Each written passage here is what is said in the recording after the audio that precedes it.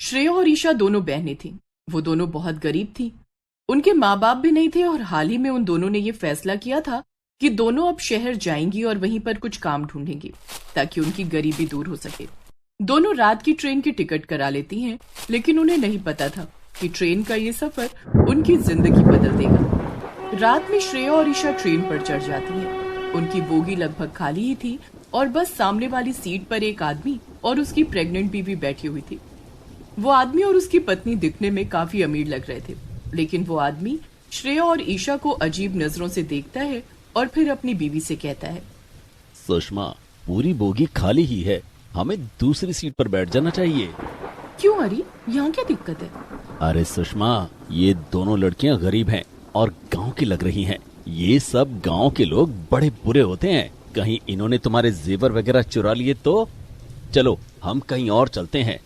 श्रेया और ईशा भी ये बात सुन लेती हैं और उन्हें बहुत बुरा लगता है। अरे क्या तुम भी धीमे बोलो जरा, और सब गांव वाले एक जैसे नहीं होते, ऐसे बोलोगे तो उन्हें बुरा लग जाएगा ना। सुषमा श्रेया और ईशा से कहती है, सुनिए, माफ करिएगा, ये बस कभी कभी ऐसे ही बोल देते हैं बिना सोचे समझे, आप ध्यान मत दीजिए। अरे क्या तुम भी सुषमा, उनसे माफी क्यों मांग रही हो? चलो बस दूसरी सीट पर चलकर बैठ जाओ मेरे साथ। सुषमा हरी के आगे हार मान लेती है और जाकर दूसरी सीट पर बैठ जाती है, लेकिन श्रेया को हरी की बात पर बहुत गुस्सा आता है। ईशा, देखा तूने, वो आदमी हमें कैसे कह रहा था? मुझे तो इस पर बहुत गुस्सा आ रहा है। श्रेया छोड़ ना, तू उस पर ध्यान मत दे। बाहर तो देख कितनी ज्यादा तेज बारिश हो रही है, लगता है आगे और ज्यादा तेज आंधी तूफान आएगा। और ठीक ऐसा ही होता है। बाहर की बारिश बंद होने का नाम ही नहीं ले रही थी, लेकिन तभी अचानक से एक बहुत जोर की आवाज आती है और ट्रेन भी रुक जाती है। हे भगवान, ये क्या था? ये ट्रेन क्यों रुक गई? और ये इतनी तेज आवाज, कहीं कुछ अनहोनी तो नहीं हो गई? ईशा, मुझे तो बड़ा डर लग रहा है। बाहर इतनी तेज बारिश और ये ऐसे अंधेरे सुनसान इलाके में ट्रेन रुक गई, ये तो बिल्कुल भी अच्छा नहीं है। हरी ट्रेन की खिड़की से बाहर झांकता है और कहता है, ये तो कोई स्टेशन भी नहीं है, फिर यहाँ क्यों रुकी है ट्रेन? तभी आगे की बोगी से एक आदमी भागता हुआ आता है। उसके सर पर चोट लगी हुई थी और खून बह रहा था। हरी उसे रोक कर कहता है, अरे भाई, क्या हुआ? तुम्हें चोट कैसे लगी और तुम भाग क्यों रहे हो? अरे भैया, ट्रेन के आगे के डब्बों का एक्सीडेंट हो गया है। वो तो अच्छा था कि ज्यादा लोग नहीं थे, मगर ड्राइवर बहुत बुरी तरह घायल हुआ है और कई लोगों को चोटें भी आई हैं, इसीलिए ट्रेन यहाँ रुक गई। ये सुनकर श्रेया, ईशा, सुषमा और हरी सब घबरा जाते हैं। हे भगवान, अब क्या होगा? बाहर इतनी जोरों की बारिश और तूफान है, अब हम कहाँ जाएंगे? पर भाई, तुम कहाँ भाग रहे हो? वो तो मुझे भी नहीं पता, मैं बहुत डर गया था और मुझे कुछ समझ नहीं आया, इसलिए पीछे के डिब्बों की तरफ भागने लगा। तो अब तुम हमारे साथ यहीं रुक जाओ, ये डब्बा सेफ है और मुझे पूरा यकीन है कि ट्रेन के एक्सीडेंट की खबर मिलते ही सरकार हमारे लिए मदद जरूर भेजेगी। तब तक हमें यहीं रुकना चाहिए, इतनी बारिश के चलते बाहर जाना सुरक्षित नहीं। ओह अच्छा, ठीक है, वैसे मेरा नाम बंटी है। सब एक दूसरे को अपना नाम बताते हैं और फिर उसी डब्बे में रुक जाते हैं और मदद आने का इंतजार करने लगते हैं। लेकिन बारिश की वजह से ठंड भी बढ़ रही थी और सुषमा को बहुत ठंड लग रही थी। वो थर थर कांप रही थी। सुषमा, तुम चिंता मत करो, जल्दी ही कोई हमें बचाने आ जाएगा।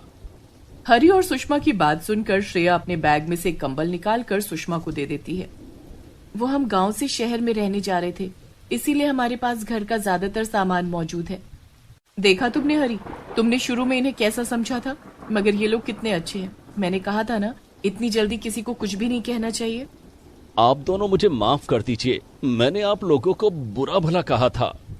नहीं, कोई बात नहीं। अब हम मुसीबत में हैं तो हमें एक दूसरे की मदद तो करनी ही चाहिए। वैसे भी इंसान ही तो इंसान के काम आते हैं।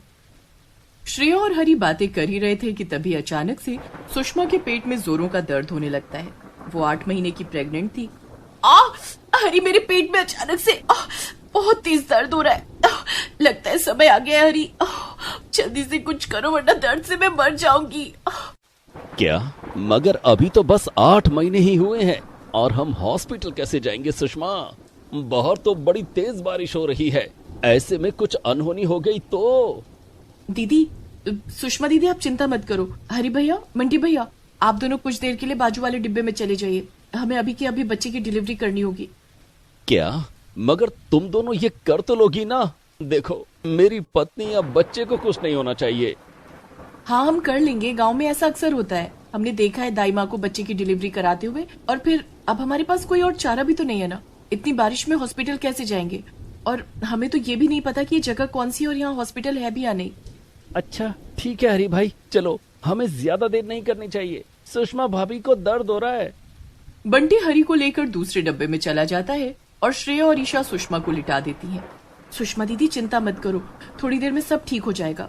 श्रेया और ईशा मिलकर सुषमा की डिलीवरी करा देती हैं। थोड़ी ही देर में एक छोटी सी बच्ची के रोने की आवाज आने लगती है, जिसे सुनकर हरी खुश होकर वापस इसी डिब्बे में आ जाता है।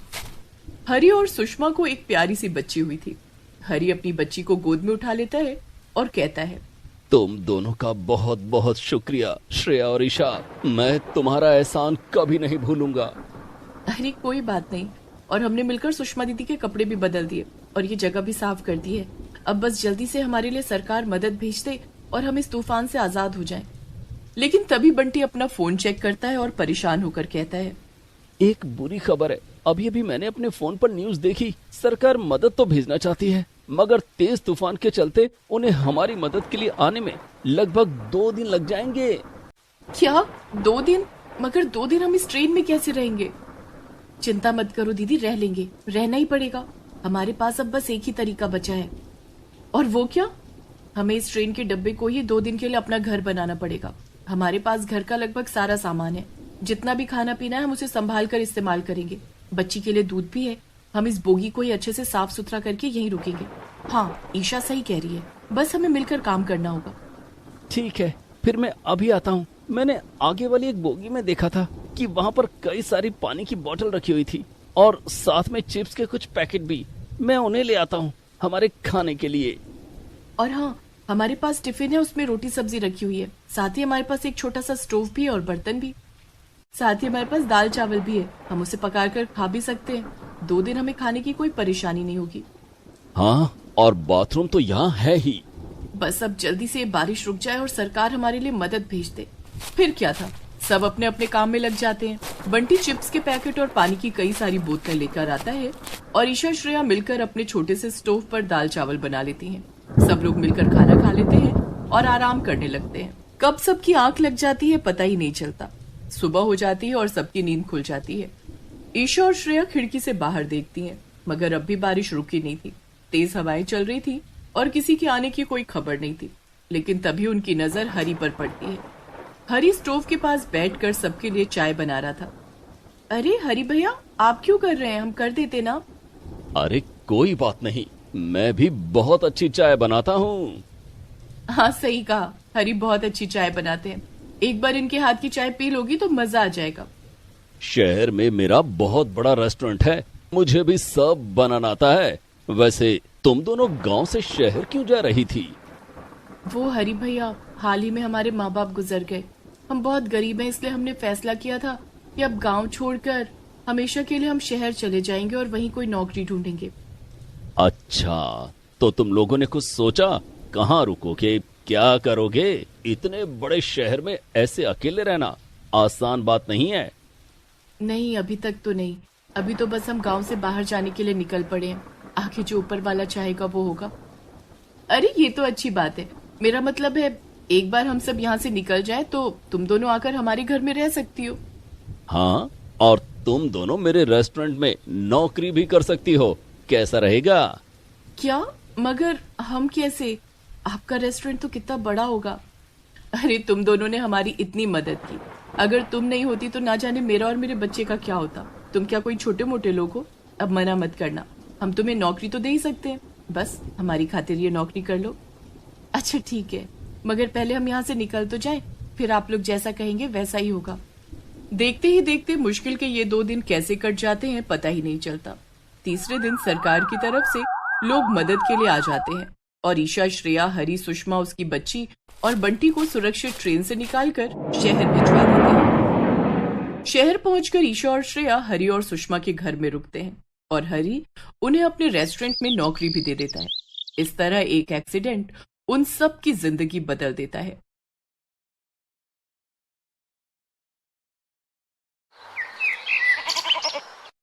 विनिशा को गांव वालों ने मनहूस बोलकर गांव से बाहर निकाल दिया था।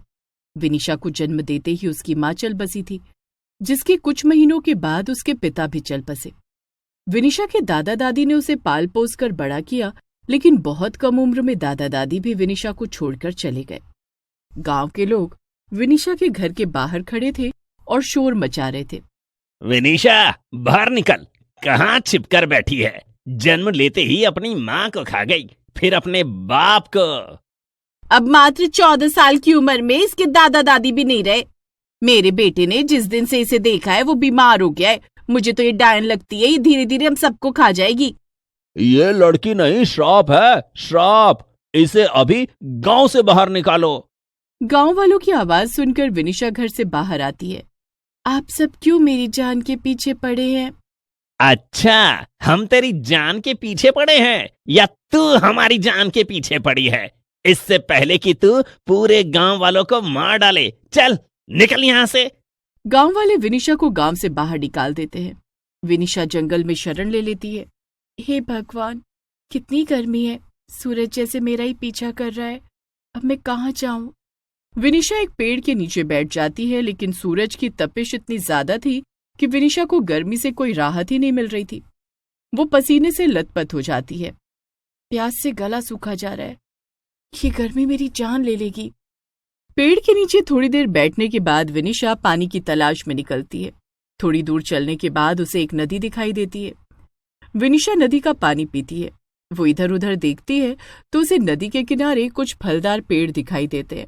विनिशा फल तोड़कर खाती है। वाह, पीने का पानी और खाने के लिए मीठे फल मिल गए। खाने पीने का इंतजाम तो हो गया। अगर रहने का इंतजाम भी हो जाता तो कितना अच्छा होता। विनिशा नदी के किनारे बैठकर सोचने लगती है कि रहने के लिए वो क्या इंतजाम करे। क्यों ना नदी की मिट्टी और पानी से अपने लिए एक घर बना लूं। जिस तरह गर्मी में मटके का पानी ठंडा और शीतल रहता है, उसी तरह अपने लिए एक मटका घर बना लेती हूँ, जो मुझे इस तपती गर्मी में राहत देगा। विनिशा नदी के किनारे से मिट्टी निकालना शुरू करती है। काफी मिट्टी निकालने के बाद वो उसमें पानी मिलाती है और मटका घर बनाने के लिए मिट्टी को तैयार कर लेती है। नदी की मिट्टी कितनी ठंडी है, इस मिट्टी से बना घर भी बहुत ठंडा रहेगा। विनिशा अपने लिए मटके के आकार का एक घर बनाने लगती है। उफ, कितनी मेहनत लग रही है। शाम हो गई और अभी तक मेरा घर आधा भी नहीं बना। विनिशा उस अधूरे बने घर में ही सोने की कोशिश करती है। रात में उसे जंगली जानवरों का डर भी सता रहा था, लेकिन बहुत हिम्मत करके वो अपने अधूरे बने घर में रात गुजारती है। दूसरे दिन सुबह होते ही वो फिर से अपना मटका घर बनाने लगती है। आज तो अपना घर बना ही लूंगी। वो सारा दिन मेहनत करके शाम तक अपने लिए मटका घर बनाकर तैयार कर लेती है। वाह, मेरा मटका घर कितना सुंदर लग रहा है। वो अपने मटके घर के अंदर जाती है और घर की जमीन को भी मिट्टी से लेप कर सोने के लिए तैयार कर लेती है। आज रात अपने मटका घर में सोऊंगी, मुझे बिल्कुल भी गर्मी नहीं लगेगी। विनिशा मटका घर के अंदर सो जाती है, लेकिन उसके मटका घर के अंदर भी गर्मी लगने लगती है। दूसरे दिन सुबह जब वो सोकर उठती है, मटका घर बनाने के बाद भी रात में मुझे गर्मी लग रही थी। ऐसा क्या करूं कि मेरा घर बिल्कुल बर्फ की तरह ठंडा रहे? दादी मटके को गीले कपड़े से ढक कर रखती थी, जिससे मटके का पानी बहुत ठंडा रहता था। विनिशा अपनी दादी की एक सूती साड़ी को पानी में गीला करके अपने मटका घर की छत को ढक देती है। अब मेरा मटका घर ठंडा रहेगा। वो पेड़ से फल तोड़ती है और खाकर अपना मटका घर में आराम करती है। मटका घर को गीले कपड़े से ढकने के बाद मेरा घर बहुत ठंडा हो गया है। अब मुझे गर्मी से डरने की कोई जरूरत नहीं है। वो बार बार नदी के पानी से साड़ी को गीला करती और अपने मटका घर को उससे ढक देती। इसी तरह से विनिशा की जिंदगी अच्छी चल रही थी। इधर भीषण गर्मी के चलते गांव वालों का बुरा हाल हो रहा था। भैया, मेरी पत्नी की तबीयत बहुत खराब है। वैद्य जी बोल रहे हैं कि गर्मी के कारण उसे डिहाइड्रेशन हो गया है। शहर ले जाकर पानी चढ़वाना पड़ेगा। भैया, हमारे बेटे का भी यही हाल है। जल्दी शहर ले जाकर इलाज नहीं करवाया तो उसकी जान को खतरा हो सकता है। तो चलो, देर क्यों करना, हमारा परिवार ही हमारे लिए सब कुछ है भैया। दोनों ग्रामीण अपने अपने बीमार परिजनों को खटिया पर लेकर शहर की ओर जाने लगते हैं। उनकी मदद के लिए कुछ और ग्रामीण उनके साथ साथ शहर जा रहे थे, लेकिन गर्मी इतनी ज्यादा थी कि उन सबकी तबीयत बिगड़ने लगती है। वे सभी जंगल में नदी के किनारे पहुंच जाते हैं और वहीं बैठ जाते हैं। ऐसा लगता है कि बीमारों को शहर पहुंचाने से पहले हम सब बीमार पड़ जाएंगे। ये गर्मी तो शहर पहुंचने से पहले ही हमारी जान ले लेगी। लेकिन हमें किसी तरह शहर तो पहुंचना ही पड़ेगा। लेकिन कैसे? मेरी तो अब एक कदम भी चलने की हिम्मत नहीं हो रही है। पहले नदी का शीतल जल पीकर अपनी प्यास बुझाते हैं, फिर सोचेंगे कि आगे क्या करना है। सोचने का वक्त कहाँ है हमारे पास। मेरी पत्नी की हालत बिगड़ती जा रही है। क्या करूं, कुछ समझ नहीं आता। ऐसा कहते कहते सोनू बेहोश होकर जमीन पर गिर जाता है। अरे क्या हुआ सोनू भैया? ग्रामीण सोनू को नदी का पानी पिलाते हैं और उसके मुंह पर पानी के छींटे मारते हैं। तब कहीं जाकर सोनू को होश आता है। इस तरह से तो हम सभी गर्मी के चलते मारे जाएंगे। वो देखो भाइयों, कितना बड़ा मटका है। इस जंगल में इतना बड़ा मटका किसने बनाया होगा? वो मटका नहीं है, मटके के आकार का घर है। मटके के आकार का घर? ऐसा घर तो मैंने पहली बार देखा है। लेकिन वहां कौन रहता होगा? वहीं चलकर देखते हैं, शायद हमें वहां कुछ मदद मिल जाए। सभी ग्रामीण मटका घर के पास जाते हैं और आवाज लगाते हैं। क्या कोई हमारी मदद कर सकता है? आवाज सुनकर विनीशा बाहर आती है। उसे देखकर सभी ग्रामीण चौंक जाते हैं। विनीशा, तुम? हाँ चाचा, और कहाँ जाती? आप लोगों ने मुझे गांव से बाहर निकाल दिया।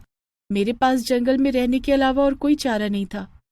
लेकिन ये घर मैंने बनाया है। इस घर में मुझे बिल्कुल भी गर्मी नहीं लगती।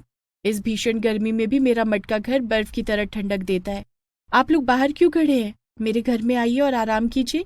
मैं आप लोगों के खाने पीने का इंतजाम करती हूँ।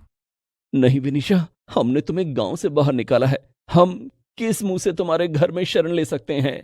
आप लोग अतिथि हैं और मेरे घर पर आए हैं। अतिथि चाहे किसी भी रूप में हो, वो भगवान का रूप होता है। आप लोगों का मेरे घर में स्वागत है।